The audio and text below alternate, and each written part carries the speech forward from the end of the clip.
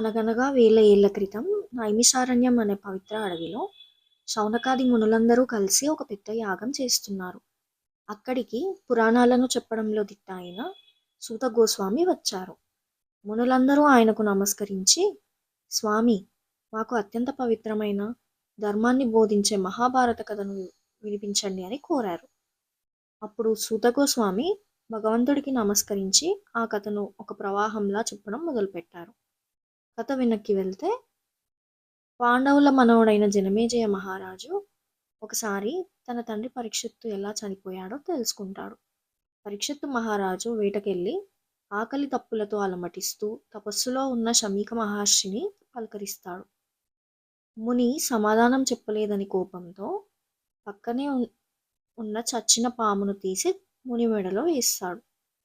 ఇది తెలిసి ముని కుమారుడైన శృంగి, నా తండ్రిని అవమానించిన ఆ రాజు 7 రోజుల్లో తక్షకుడు అనే పాము కాటుకు గురై మరణిస్తాడు అని శపిస్తాడు. శాపం నిజమై తక్షకుడు పరీక్షిత్తును చంపేస్తాడు.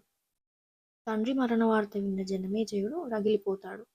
ఈ లోకంలో పాములే లేకుండా చేస్తానని సర్పయాగం మొదలు పెడతాడు. మంత్రాల శక్తికి వేల కొద్ది పాములు వచ్చి మంటల్లో పడి భస్మమైపోతుంటాయి. నాగలోకమంతా హాహాకారాలతో నిండిపోతుంది. అప్పుడు సర్పరాజు వాసుకి సోదరి కుమారుడైన అస్తికుడు అనే గొప్ప పండితుడు యాగశాలకు వస్తాడు. తన అద్భుతమైన మాటలతో జనమేజయుడిని మెప్పిస్తాడు. రాజు వరం కోరుకోమనగా, రాజా, ఈ యాగం ఆపేసి మిగిలిన సర్పాలను రక్షించు అని అడుగుతాడు. రాజు మాట తప్పలేక యాగాన్ని ఆపేస్తాడు. ఆ సమయంలోనే వ్యాసుని శిష్యుడైన వైశంపాయనుడు జనమేజయుడికి భారత కథను వినిపించడం మొదలు పెడతాడు. కథలో మరింత వెనక్కి వెళ్తే, కశ్యప ప్రజాపతికి కద్రువ, వినత అని 2 భార్యలుండేవారు. కద్రువకు పాములు, వినతకు గరుత్మంతుడు జన్మిస్తారు. ఒకసారి ఉచ్చైశ్రవం అనే తెల్లటి గుర్రం తోక రంగుపై వీరిద్దరికి పందెం జరుగుతుంది.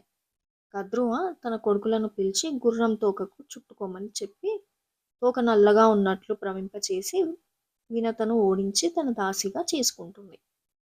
తన తల్లి దాస్యం పోగొట్టడానికి గరుత్మంతుడు దేవలోకంపై దండెత్తి ఇంద్రుడిని ఎదిరించి అమృతాన్ని తెస్తాడు.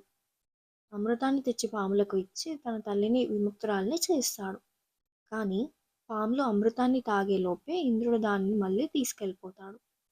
ఆ దర్భలపై చిందించి అమృత బిందువుల కోసం పాములు నాకడం వల్ల వాటి నాలుకలు 2గా చీల్తాయి. నాగులకు కలిగిన శాపం నుండి విముక్తి కలగాలంటే జరత్కారువు అనే మునికి వాసుకి సోదరికి పుట్టే బిడ్డ వల్లే సాధ్యమని బ్రహ్మదేవుడు చెబుతాడు. అలా వారిద్దరికీ ఆస్తికుడు జన్మిస్తాడు. అతడే భవిష్యత్తులో సర్పయాగాన్ని ఆపి పాములను కాపాడతాడు. మహాభారతం ఎంత గొప్పదంటే, ఒకసారి దేవతలు ఒక త్రాసులో ఒకవైపు 4 వేదాలను, మరోవైపు మహాభారతాన్ని ఉంచి తూచారు. అప్పుడు మహాభారతమే ఎక్కువ బరువుగా తూగింది. అందుకే దీనిని పంచవేదం అని, మహాభారతం అని పిలుస్తారు. ఈ మహాగ్రంథాన్ని రాయడానికి వ్యాసుడు సిద్ధమయ్యాడు. కానీ ఇంత పెద్ద గ్రంథాన్ని ఆపకుండా రాసేవారెవరు?